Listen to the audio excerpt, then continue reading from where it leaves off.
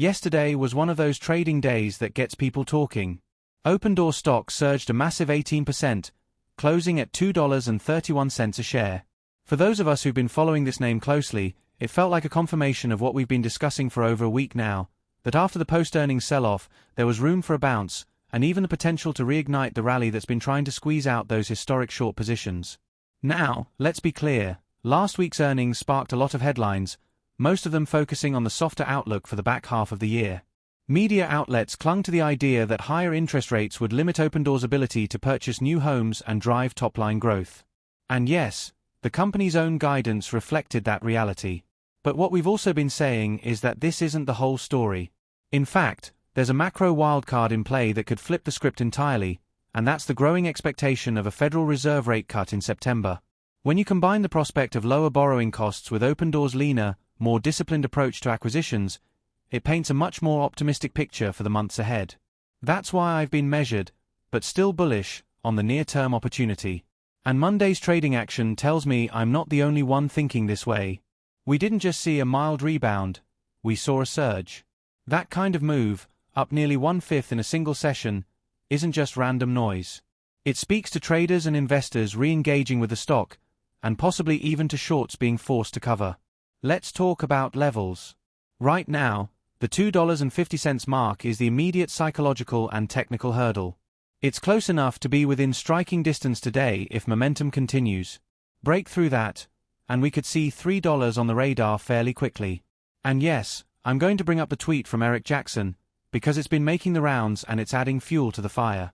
Jackson, who's been one of the more vocal bulls on Opendoor, posted that he expects the stock could push through $5 on this current run. Now, let's be clear, that's a bold call, and it's not an overnight projection. But what it does highlight is that there are seasoned market participants out there who see this as more than just a dead cat bounce. And Jackson isn't just talking his book without context. He's been pointing to the same factors we've been discussing: a Fed pivot, an improving macro for housing, and a short interest profile that remains historically high. Those conditions can create explosive upside in the right setup. It's worth remembering that Opendoor's float has a unique dynamic. While we don't have updated numbers down to the minute, the last available short interest data showed a sizable percentage of the float was still sold short. That means every big green day has the potential to turn into a feedback loop. Shorts cover, price goes up, more shorts cover, and suddenly you've got a rally that takes on a life of its own. So what are we watching today? First and foremost, whether the stock can hold above $2.30 in early trading and make a run toward that $2.50 mark. That's the near-term battle line. If we see strong volume on that push, it'll be a signal that momentum traders are jumping in. And in a stock like Opendoor, that can move things quickly. From a macro perspective, all eyes are still on the Fed and the September meeting. The jobs data from last week added more weight to the argument for a cut, and now we're even seeing big names like JPMorgan leaning into that narrative. Rate cuts don't just help Opendoor in theory, they have a direct impact on the affordability of mortgages, which in turn affects transaction volumes, and by extension, the number of homes Opendoor can buy and sell. And it's not just about buying more homes. Lower rates could improve margins by reducing holding costs. That's a lever that often gets overlooked in the conversation but can be meaningful to the bottom line. Looking at the bigger picture, this is still a company with a recognized brand in a massive market. The technology and operational model are in place. The challenge has been navigating a brutal macro environment for real estate. But if we're entering a phase where rates come down and housing activity picks up, Opendoor's platform is built to scale into that recovery. That's why I don't see Monday's move as a one-and-done situation. Could we see some profit-taking? Absolutely. That's natural after a big day. But the combination of technical momentum, short squeeze potential, and a macro tailwind lining up is rare enough that it's worth paying close attention to. Now, there's also a sentiment angle here that shouldn't be underestimated. Retail traders are watching this closely, and sentiment can drive action. When you have visible advocates like Eric Jackson keeping the story alive on social media, it keeps the stock in people's feeds and on their watch lists. That awareness can feed volume, which feeds price action, again, that feedback loop in action. For longer-term holders, the question becomes whether this rally is the start of a broader trend or just another spike.